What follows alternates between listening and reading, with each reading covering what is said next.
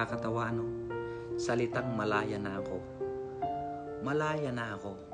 Napakadaling sabihin. Mula sa bibig ang pagiging malaya.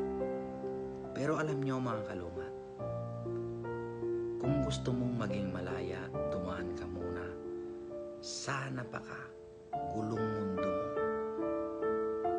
Napakahirap makamit ang pagiging isang malaya.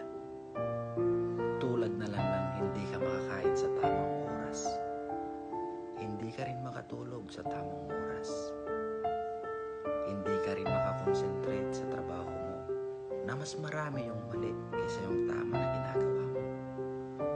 Na parang yung sarili mo hindi ka napapagod kahit anong bigat yung trabaho mo, pero yung mga ginagawa mo puro mali.